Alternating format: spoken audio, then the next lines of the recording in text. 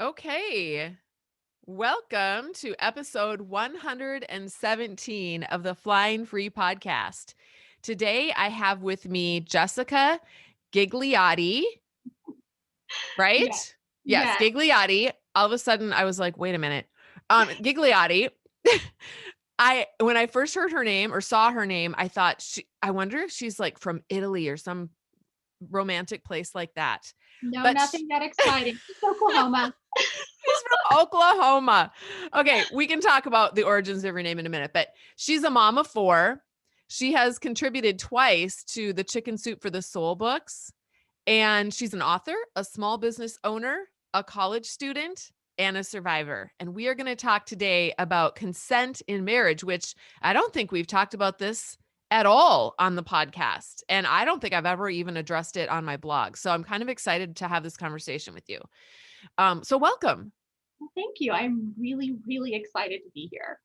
Awesome. So we were just getting started talking before we pressed the record button, and then I was like, no, I want everyone to hear this.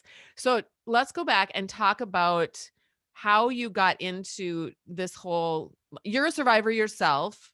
Are you divorced? I am. Our Okay. divorce was final 6 months ago, so we are fresh. Okay. Newly divorced. And you've kind of gone down the road of studying consent in marriage, the whole sexual abuse thing. Tell us a little bit about why you went down that particular path.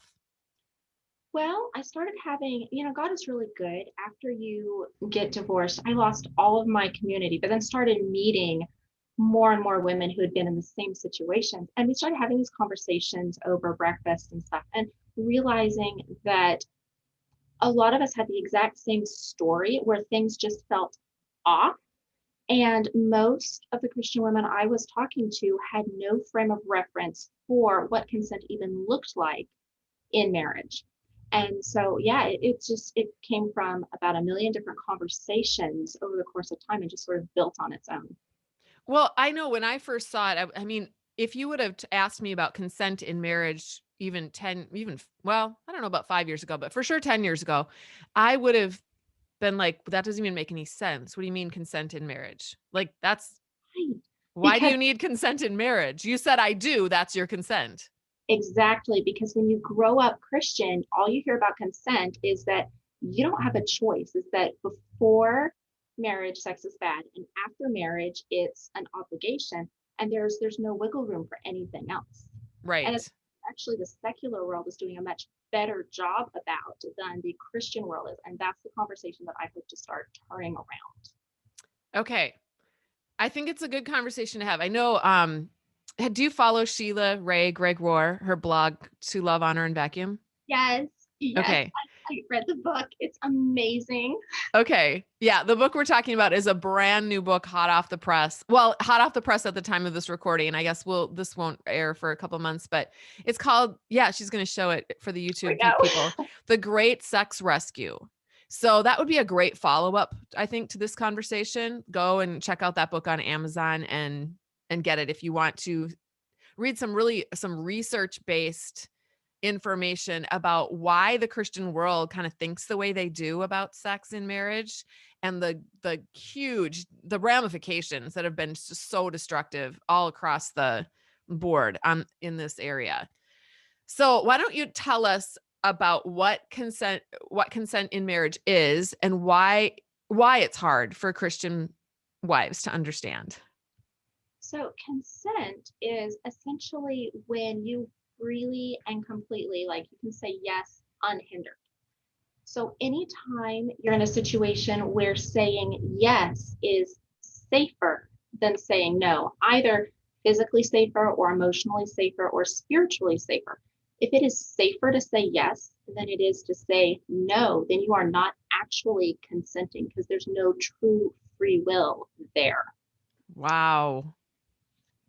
That's huge. I mean, there's a lot of women probably dropping their jaws right now.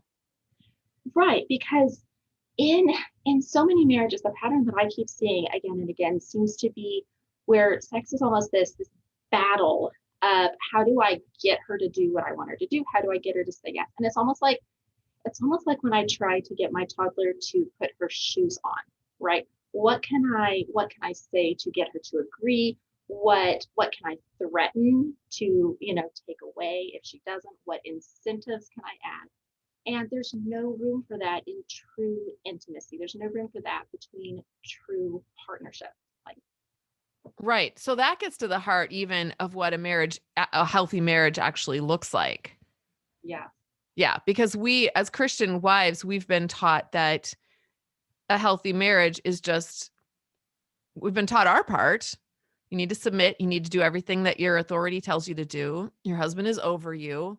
right. Just If go he along. wants something, you make sure that he gets it. You keep him happy, keep the hearth warm and the food coming and the sex coming and then if you do all of those things, you will have a healthy marriage. And so then women think, well, if they don't feel like their marriage is healthy, they're confused and they're like, what they double down on what they have to do. And a lot of that maybe is just doing a lot of things that they really don't want to do or that they're afraid to do. Yes, yes. And then with Christian women, especially when we try to go get help or go to the church and say, hey, this isn't right. I don't feel good about this. One of two things happen. Either we are told that our husband is acting immorally because it's our fault, because we are Yeah. responsible for his sin for not fulfilling him, or we are told that there's nothing wrong with the behavior and we are still the ones in sin because we don't enjoy it or we don't want the same things that he wants. So either way, it's a no-win situation. Either way, it's our fault. Right, right. It's oh my word, it's so destructive. So why is it hard for women to see when their consent is being disregarded? So even in secular marriages, um, not every emotionally destructive marriage is going to be sexually abusive, but every single marriage that is sexually abusive is also going to be emotionally abusive. So you Yes. never have sexual abuse without these layers upon layers of gaslighting. So when I first started writing about consent and having these conversations, women were going, oh my goodness, I can understand that. But why didn't I see it? Why didn't I see it? And we started realizing that it's because of this pattern of gaslighting. It's the things that he will say around the actual actions, around the actual abuse to try to reframe it. And so ultimately, the conversation about consent, I mean, it's where we need to start because a lot of us don't even have a frame of reference for what consent looks like. Right. But that becomes completely irrelevant if we can't see what's actually going on. So we have to dive into the things that are being said around it in order to more easily recognize when our voice is being stolen. Okay, so what are some of those things that that we will hear if we are being manipulated in that way? Right. So there seem to be about 10 that are the most common. And the first is just outright denial, just complete denial. It's the no, I didn't do that. No, it didn't happen. You're making it up.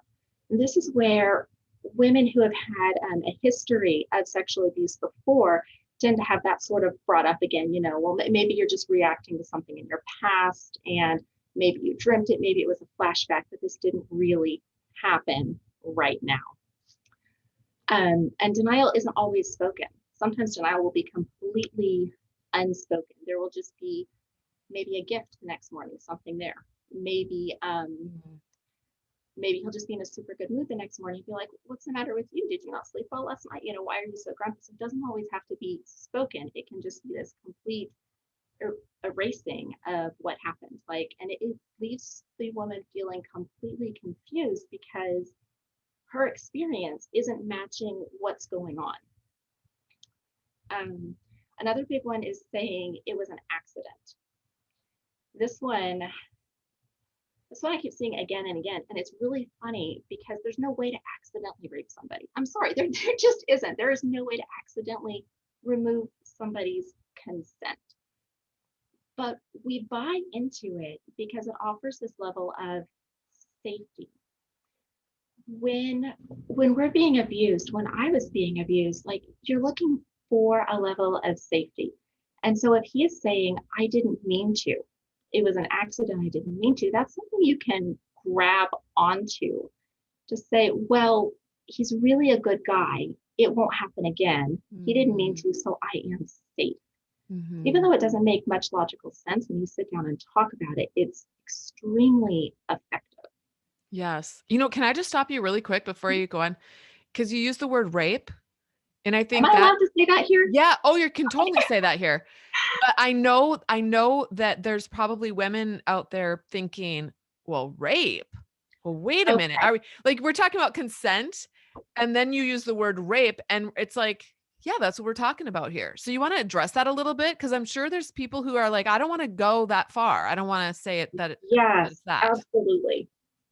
Okay. So sexual assault is defined as any sexual act performed on, by, or in front of a person without their consent. Okay. That is, in general, sexual assault. A rape is defined as any form of sexual assault that involves penetration of any kind, um, any object, anywhere, anything like that. So that is the definition of a rape. And the consent is the unhindered willingness for something sexual to happen. So anytime there is unconsensual sex, legally it is defined as a rape, even if it wasn't forceful, even if it is, if you don't do this, you don't get the grocery money. Or if you don't do this, I'm going to continue being grumpy with the children, or I won't speak to you and I will stonewall you for the next, week or so until you agree. That is legally, in many states, not all of them unfortunately yet, but in many states, that is legally defined as a rape. Okay. Okay. So I just want that to be really clear for people because it's really hard for us when we've been brainwashed to believe something. It takes time and you need to almost hear something over and over again before your brain finally wraps itself around a different idea that might be the opposite of what you thought. So there's probably a lot of women that are listening to this that maybe have experienced rape in their marriage. And it And it's might, a hard word and it's a hard concept. And I remember the first time I sat down and actually admitted it to myself that this is what I had been experiencing. Like my body felt nauseous. Everything felt tight. I didn't want to face it. I could not. It's like I wanted to just shut it back in the closet and not see it. It's a very hard concept. yeah. Yeah. Well, and you don't want to believe, like you said, I love how you described it. You want safety. Your brain is looking for safety. So you want the narrative to keep you safe, right? You'll And take the narrative even if the right, reality is not lining up. right, because we are really good at surviving. And it's a gift from God that we are built that way because we are good at surviving any situation. Yes. Yes. Okay, so let's get back to some of the things that they will say. Okay, This is also really really helpful. fast, we like to think that this is unusual, but it's not that uncommon. The current stats are something like 1 in 10 or 1 in 11 women are suffering this in their marriage, are suffering sexual assault in their marriage or their intimate relationship, and that is across the board in every socioeconomic group and every religion. So it is happening all around us. So it's not this fringe concept or this fringe idea. Okay. Okay, good to know. All right. Another thing he'll say to try to shift the blame off him is to say, I'm sorry, to apologize. And on the face value, right, an apology seems really good. It seems to offer safety. But the problem is when your apology and his mean two different things.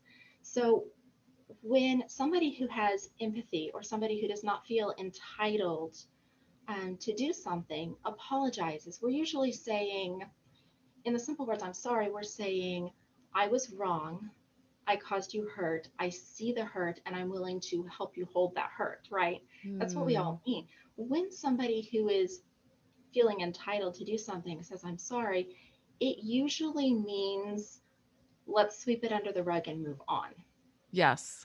It's just a silencer, because then you get the, if you bring it up again, a lot of times women will get the, well, I said I was sorry, why are you still holding that over my head? Right. Right. It's like So their that, it's like their get out of jail free ticket. yes, yes, Yeah. exactly. And it's supposed to be used again and again and again. Yep. And if you don't buy into the narrative, then you are the unchristian, unforgiving, horrible, bitter woman. Yep, Yeah. exactly. Yep. Yes. So taking the I'm sorry a step further is the I feel so bad for what I did. I'm a horrible person. Now you need to comfort me thing. Yes. Oh, I hate that. I hate Right? that because it makes them, they're the victim now and you're the perpetrator. I have talked to women who have literally been sexually assaulted by their husbands and then turn around and end up holding him while he sobs in their Yeah. arms, Oh crying about what gosh. a horrible person he is. If this is happening, he's just violating her a second time. Yep. He is just violating her emotions now. And it is, I mean, it really messes with people. Yep. Yeah. So good.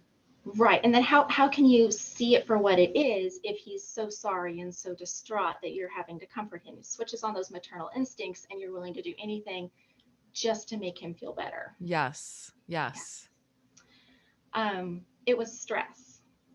It was stress. So that's a big one where, you know, if we believe that a woman's body, if as a church we believe that a woman's body is there for a man's comfort and for a man to help use to deal with the stressors in his life, this one just fits into that narrative even more.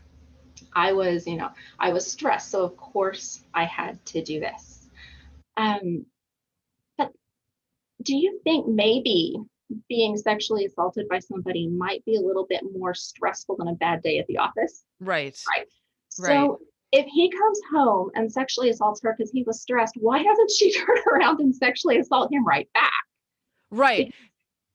You Right. you know what this, what you're doing is you're helping people to see that they, women tend to take care of everyone else and we don't really understand or try to take care of ourselves. We throw ourselves under the bus at the we help others at our own expense.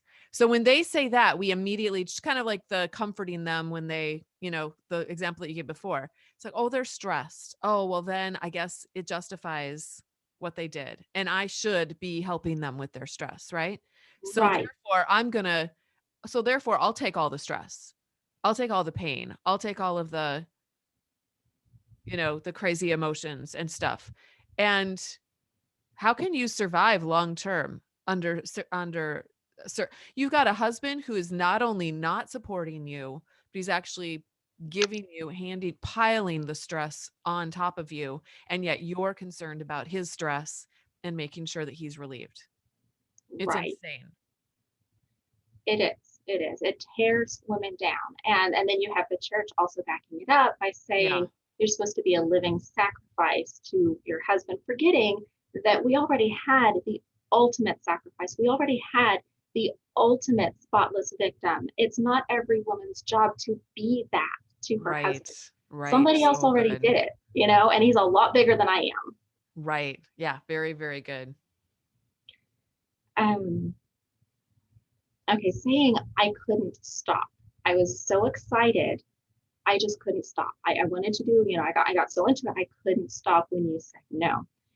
Now, this one, we already sort of lay the foundation for in our understanding of men when we warn young women not to wear anything provocative Yeah. or not to kiss or anything like that because once you get it started you can't stop. So we're already laying the foundation by creating this myth that there comes a point where a man will not be able to stop what he's doing even if you ask him to. And that's a pure myth. The thing is he won't stop if he has given himself permission beforehand not to stop. Yes. Very, very good. And oh, because I love you. Okay, so Mm. if he'll say, you know, I have to do this because I love you.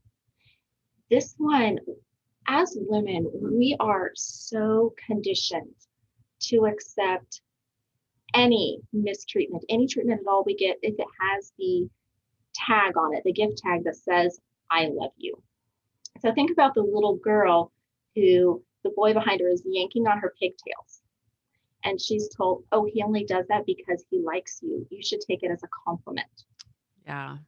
So as women, when we grow up with this idea of if somebody loves me, that's all that matters, and then nothing they do could be harmful, then when we're married to somebody who unfortunately is harmful, it makes it really hard to see what's going on when he harms us and then says the words, I love you, to cover it up. Yes. You know what else complicates that? If you grew up in a family where love was associated with different kinds of abuse, Yeah, you actually don't see anything wrong with it then. You just feel like, well, that's just what love is. right. Or even things like Aunt Gertrude loves you, so come give her a kiss on the cheek, and you don't get to say no because she loves Right. Right. Exactly. Yes, and I know I felt like this, and I have talked to lots of women who feel like this, that we still felt like we were children. Like we were children, that we had to do what other people wanted us to do because we were raised in homes. That's kind of an old school thing, right? The child needs to be seen and not heard. The child needs to do exactly what he's told. He can't express him or herself with a different opinion that maybe the mom and dad have because that's considered rebellious, all of that. And I think that's definitely perpetrated in the Christian culture rather than absolutely. allowing children to kind of develop and express themselves. I mean, it's healthy for children to actually learn how to say no. Like that's not a bad thing. Yes, sometimes they need to, eat their Wheaties or whatever, but Right. but there should be just, like if you're not going to eat your vegetables, that's totally fine. You don't get dessert. But I'm not going to sit there and make you eat your vegetables, and you have to stay there for the next 2 days until you've eaten them. But Right. that's We kind need of to the be way it was. right. And now we need to be teaching children how, totally another topic, but teaching them to set their own boundaries and praising them for standing up for their boundaries. Yes, Yes. Yes. absolutely. Yeah. One of the other things that a husband will say is he had to because he was so angry.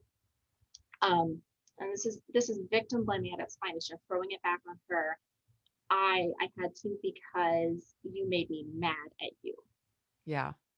I remember one time I was driving and there was this road rage incident where, I mean, I was scared, but we made it through it. The men were like screaming at each other and stuff. We made it back home, and I'm still shaking, washing dishes, and processing this road rage incident that just happened.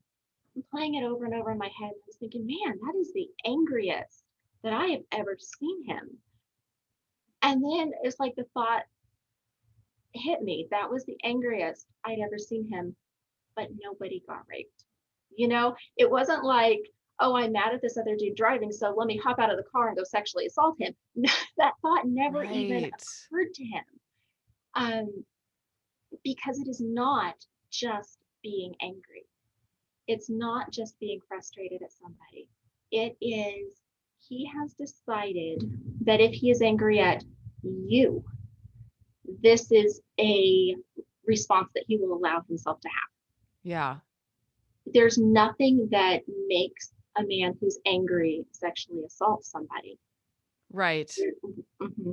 Well, and the other thing too is when someone's angry, a lot of times they want revenge. They want to get back at the other person. So if you think about it, is that what we're doing with sex? We're making sex about revenge or getting someone back just because we're angry?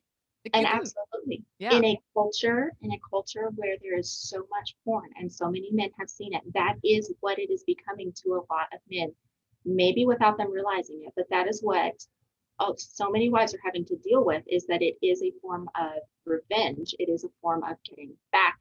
It's a form of taking back the power, Yes. regaining the control. So this will also happen a lot with the idea of you're in a fight with somebody, you're having an argument, and you have makeup sex. Now, I mean, being intimate after having an argument with a partner that you love could be amazing, right? This is one of the gifts God gave us, to build intimacy and to build connection and to say, we as a couple are bigger than any problem there is. But the problem is when it's not mutual and you have, after a conflict or even during a conflict, one party is insisting on having makeup sex with the other and they don't want it. Then it's Mm. not about making up, it's about regaining the power and the control. But because it has the title of being called make up sex, it's incredibly difficult to recognize that it's not about coming back together. It's actually part of the argument and it is part of winning and regaining that power. Very interesting. I love how you're reframing all of this for all of us actually. This is super helpful. Is there anything else that these guys say? So the last one that I have is because my needs are unmet. This will be because you don't give me enough or you don't give me the kind of thing that I am wanting. And basically, what this is, it's saying that the only reason I have to cross your boundaries is because you have boundaries. So if you just didn't have your boundaries in the Wow. first place and you would do whatever I want to, then I wouldn't have to assault you because you wouldn't have boundaries. So it makes your boundaries the problem. It's like my 4-year-old was arguing with me the other day about how he shouldn't be in trouble because what he did, he said, Mama, it was just a doing. I just did a thing. It's the rule that's the problem. It wouldn't have been bad if there wasn't a rule there. Now, this 4-year-old's going to grow up to be a lawyer. I mean, Wow. but it fits the narrative so much. I mean, Yeah. it's, oh, dear wife, I wouldn't have to break your rules if you didn't have any rules. Yes. Therefore, you are the problem. Yeah. It does kind of reveal the emotional childhood that a lot of these guys are in. I mean, it is Yes. not this is not emotional adulthood. If you think that you can just go and have sex with your wife and come up with all of these various reasons why it's perfectly fine for you to do that and why it's very, very evil, wicked, and bad for her to say no. Yes. Yeah.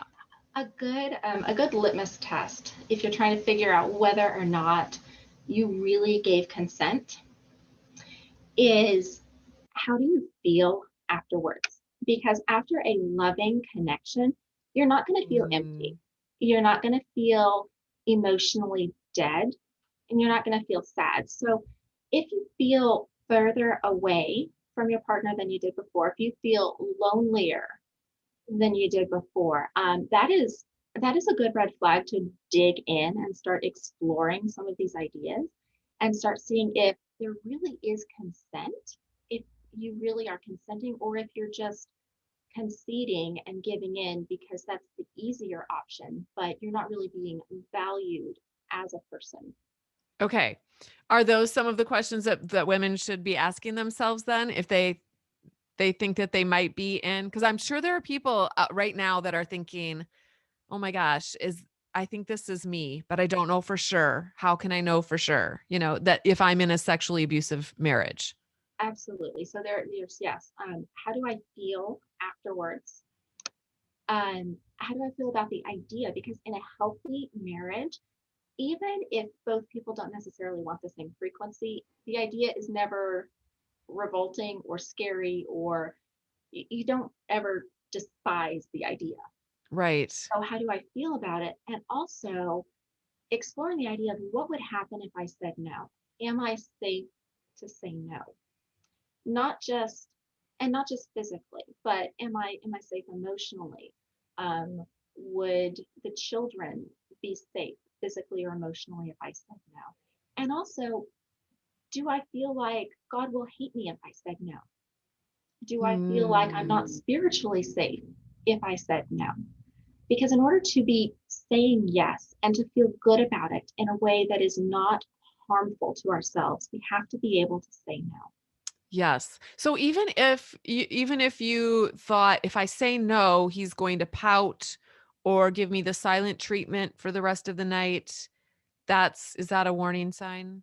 That is a warning sign. Okay. That is very covert abuse, but that is still sexual abuse. Sexual abuse can be and usually is more covert. It's not usually what we think about with it being violent and forceful. It's usually these passive aggressive, if I say no, there will be a consequence. So it's Okay. easier to say yes. Okay. All right. So can you explain a situation in which a good man might not actually realize that he doesn't have his wife's consent? Absolutely. So when we are stressed, we have the fight, flight, or freeze responses, right? There is now the freeze response is a lot of times used to justify things, but a good man, if a woman freezes during sex, is not going to keep doing things. He's going to be like, oh my goodness, are you okay? You know, what's going on? And stops. Sure. But there is a fourth stress response called the fawn response, which is partly conditioned in us based on what we have experienced in life. And part of it is just how we are programmed. Because for ages, if there was a situation of sexual assault, the best chance a woman had of survival was to please and pacify her assailant. Yeah. So this is still something that we deal with. And women who have had a history of sexual abuse are more likely to flip into this fawn response where they might be saying no on the inside, but their body automatically takes over and starts acting, playing the part that feels safe to play. And if it is smooth enough, if a woman's fawn response is strong enough, she can have all this going on inside her without her husband having any idea that what is actually going on, she doesn't want. Mm, So, having a conversation, this is why having conversations about boundaries is so important, because you can have a conversation and just explain, look, I know that I may have seemed like I wanted that, but this is not an activity that I'm comfortable with. And do not try this activity again. hmm. And these conversations need to happen not in the bedroom, not when anything is going on, but in an environment of safety where both people can sit and actually talk about it and make sure that they're on the same page. So once a husband understands that an activity is not something that his wife wants, and that she is likely to fawn if this happens, that she will likely go along with it and just suffer the emotional consequences inside in silence. Once he knows that, if he continues to do it, then we can't keep saying, well, it was an accident and he didn't Right. mean to, Right. right? Yep. But absolutely having these conversations, sitting down and saying, this is as far as I want to go, this is what feels good, and this is what doesn't feel good. Yeah, it's very, very important. And a good, healthy man will actually appreciate that and Yes. respect that. Yes. I think so many women are confused, don't even know what a healthy man looks like. So they kind of think when you talk about a healthy man being someone who wants to like actually wants to sit down and hear what your thoughts are, um, they're thinking, is that even real? Is that doesn't even sound like it's to them, it's so far out of the scope of what maybe their experience has been their entire life. And so I think we need to, reiterate the fact that that is real. There are healthy men out there. And if there are healthy women out there, there are healthy men out there too, just Absolutely. as many. Yes, But so just because maybe you haven't been married to one, or maybe your dad wasn't one, but I think most of us can think of somebody that we know in our lives that we've met that was healthy, and we can use them as kind of a role model, or even someone in a movie. There's characters in a movie. Ted Lasso, that's a healthy man. Have you seen Ted Lasso? If you I haven't, haven't, but I've heard about it a lot. oh yeah, you got to see that show. It's so, so good. Ted Lasso is a healthy man. Okay, I will make a note to watch that now. Now I'm curious. Yeah. Okay, so just to wrap this up, I know you had said that you have something that you are offering to the Flying Free community. Yes. I'm just wondering if you So, could tell us what that is. back in our conversation about what are your sexual boundaries and having this conversation with your partner and trying to figure out if your partner just doesn't, if your husband just doesn't know what your boundaries are, or if he knows and is actually crossing them. And do you even really know? Have you ever sat down and actually thought about what your boundaries are? Um, I have a sexual boundaries worksheet So if you go to my website, jessicaghigliotti.com, and we'll have to link to it because my last Yeah. name's Beast.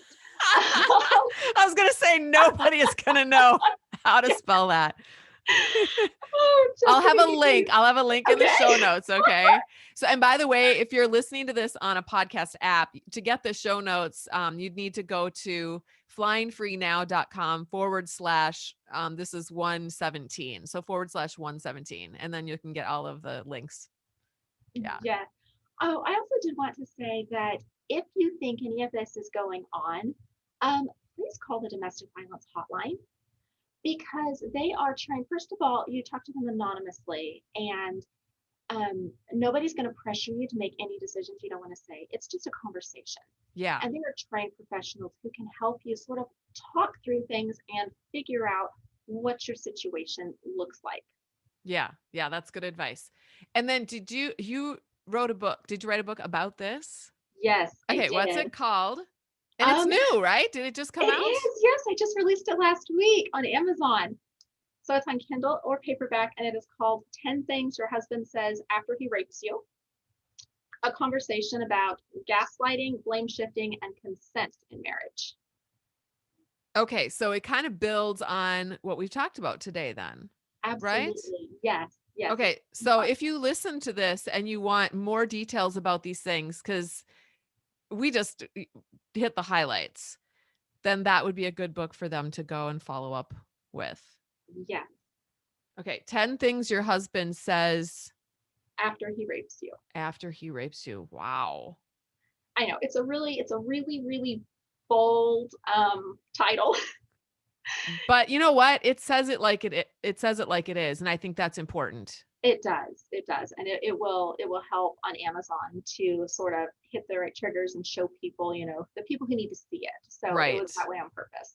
Right. So do you write from a Christian perspective or just write to anybody or how? I'm just curious. This is not especially Christian. This book actually doesn't go into the Christian gaslighting, or I mean, it mentions my background there, but this is just more about the gaslighting. I am Christian, and I write more from a Christian perspective on my blog, but this particular book isn't that. Okay. And what is your blog in case people want to hop over there and JessicaGhigliotti.com. okay. Okay. So again, we'll have the link for that. And yeah, this has been a really, really helpful podcast episode. So I'm really thankful that you were I'm willing to come on so here. honored that you invited me on here, and it was great to talk to you. Thank you so much. Oh, and I am absolutely looking forward to when your doors open on your flying higher, because I'm on that wait list and going to hop in there. I'm so excited. Oh, good. Well, we'd love to have you in there. It's a great group of women. And by the way, Jessica and I are going to talk after we're done getting off this podcast about her coming into the Flying Free program and doing a workshop. So excited. So hopefully we'll get that up in the next probably 3 or 4 months. And so if you're interested in joining Flying Free, you would get that workshop plus many other workshops that are done by other authors and advocates and stuff. So, but we don't have anything in our archives for these women that has to do with this subject. So I think this is a really important Nobody's subject. talking about it. Yeah. And it's a huge problem, and nobody's talking about it. I think it's scary. It's very scary for people. And also it confronts, I think women have to really confront. A lot of us, we don't, we kind of wanted to deny that there's a problem in our marriage, but you really have to confront it when you face this. Cause this is I think it's a little more easy to see once especially if you go through those 10 things. I know there's women here that just listen to those 10 things that men say, and they're thinking, my husband says these things to me all the time. Like, this is my life. And so now it's like you said, you felt nauseated. You felt, it's kind of a shocker when you first realize, whoa, this is serious. But I think this is going to be an inroad to help women realize the other types of abuse that are actually going on in their marriage that are more subtle and difficult to define. Right, because if there is any sort of sexual abuse, it is not the only thing. I can promise you, if there's any sort of sexual abuse, it is part of a huge dynamic in your marriage where I mean, the whole marriage is built on abuse. If this part is, it is that fundamental. Yes. Yes. And you need help and you need support if that's the case. Yeah. So thank you again, Jessica. And thank you, those of you who are listening. Thank you for joining us. Until next time, fly free.